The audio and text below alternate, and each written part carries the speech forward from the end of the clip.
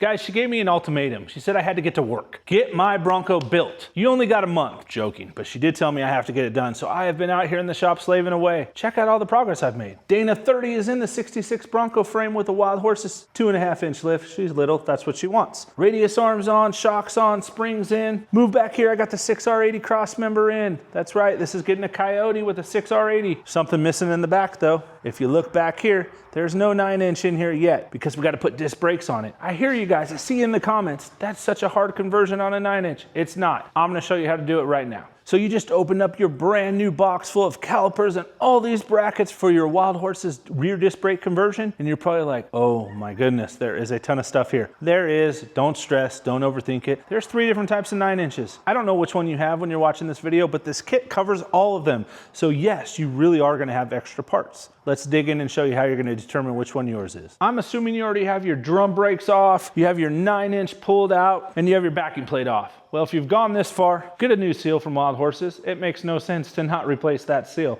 You don't want to tear all this back apart. Let's get into the disc brake right now. We just lost that backing plate. You need one of these. That's what makes up the difference on the 9-inch. You're probably going, Ed, I got all these different ones. I don't know which one to pick. Well, it's pretty simple, guys. Again, don't overthink it. Does that one fit? Nope. But I bet this one does. Really easy. I'm gonna show you a cheat. This is how you do this stuff fast. Check this out. You got all these brackets. Again, you don't know which one you have. Wild Horses doesn't know which one you have, but this is super important. So this is what is going to bolt to your bracket, your caliper bracket. Same trick here, right? Does that fit? I don't see any way this fits onto ours. So toss it to the side. Does this one fit?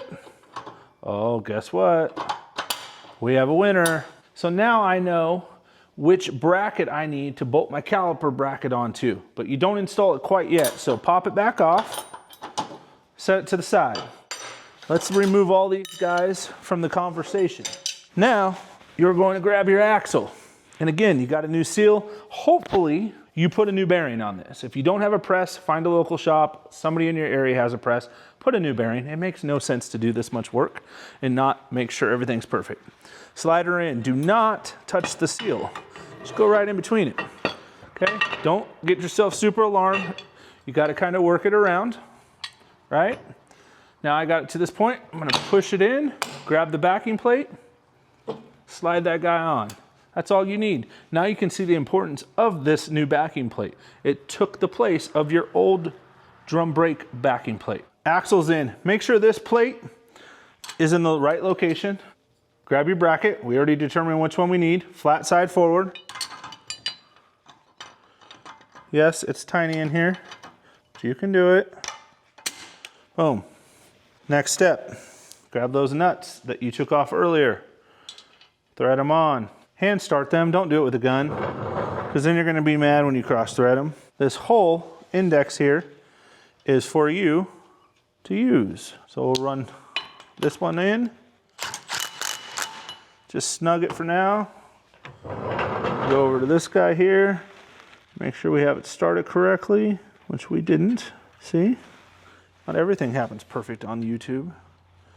There we go. Now we got it started correctly. This guy goes in. Snug her up. Here's what I do next. Thanks, Morgan. I watched your video too. This is the next step. You can sit down on the job. We're gonna take these bolts off the caliper. We're gonna take this guy out. We're gonna grab our caliper bracket. This is one of the few times you're gonna do something sort of twice. It's gonna save you time in the long run. We're gonna get this started in here. Take your wrench, tighten it up. You'll see it's threaded. And the big reason is we need to determine how much space we need. And that'll make sense just here in a few moments. Now that we've got that on, let's take it over to the 9-inch. We're gonna set it down. We're gonna grab our rotor. It's the best part, opening new boxes with parts in them. 1/2 inch by 20 or whatever you have. Throw your rotor on real quick. Oh, it's so pretty. Tighten that up. Hand tight's fine. You don't need to run that down in my opinion. Grab your caliper, throw your caliper on. Grab your tape measure. Come on over here. come look. I'll show you a trick. You're gonna measure from that backing plate we just installed to here. So we have, let's just call it 1.25 inches. So we need to space this out 1.25 inches. That's what we're gonna do next. All right, guys, you got all this different hardware, all these shims. This is where they come in handy. We said about 1.25 inches, right? I got myself 1.25 inches worth of spacers. I don't know what yours is at home. That's for you to figure out. I would always use one of these if I could. Add the appropriate adapter you need. We're gonna take this bracket off real quick. What are we, like 9-10 minutes into this, guys? It's not that hard. I'm not gonna show you a video on how to adjust the e-brake. Go to Wild Horses 4x4 to their YouTube. They'll show you a video on how to do that. I'm just gonna show you how to set this up. Anybody else stick their tongue out when they're doing stuff? I don't know if it's because I grew up and Michael Jordan was the guy. I'm more of a Kobe guy though. What are you, Kobe, Michael, LeBron? Don't say LeBron. Who do you like? Who's the GOAT? Kobe Bryant. That's who I pick. All right, got the bracket off. We're gonna take our hardware. Now we're gonna go over the 9-inch. I'm cheating here. I got my hardware. They provided that for you. I got my bracket. There's 4 holes. I have all of my spacers. Boom. All right, that's what I got going on. Yours, again, may not be the same as mine. Don't copy mine, take the measurement. We're gonna make this easier on ourselves. Take this rotor back off. Grab your bracket. Don't lose a bolt. Come on, boom. Find the appropriate 4 holes. All right, let's do this. Boom, look at that. Now, come back on over here and I'm gonna show you what you can do. So throw your flat washers on, then your lock washers. You can orientate this bolt any way you want.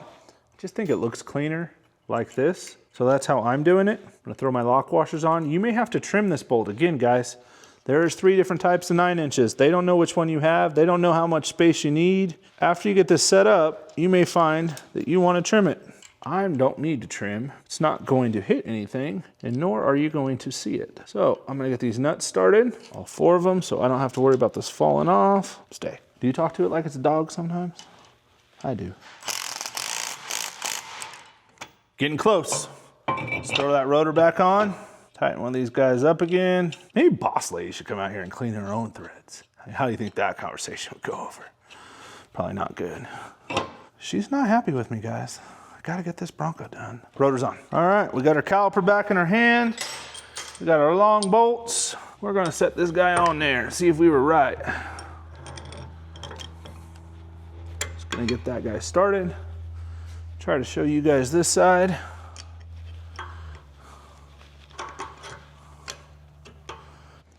Tighten it up.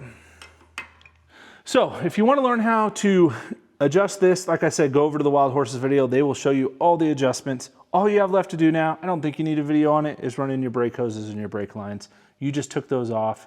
You can figure that out on your own. But if you're struggling with this guy, that's how you do it.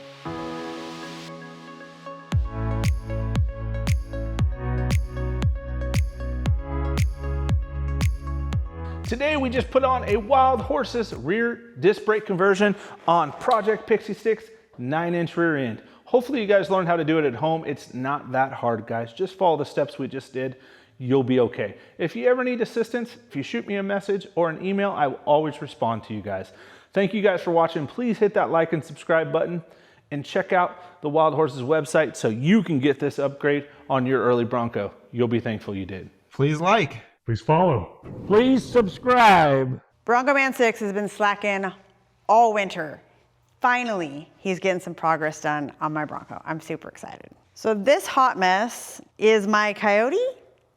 It's all taken apart. Next week, these are being dropped off at the cylinder head shop to be, I don't know, fixed, gone over, whatever they do there.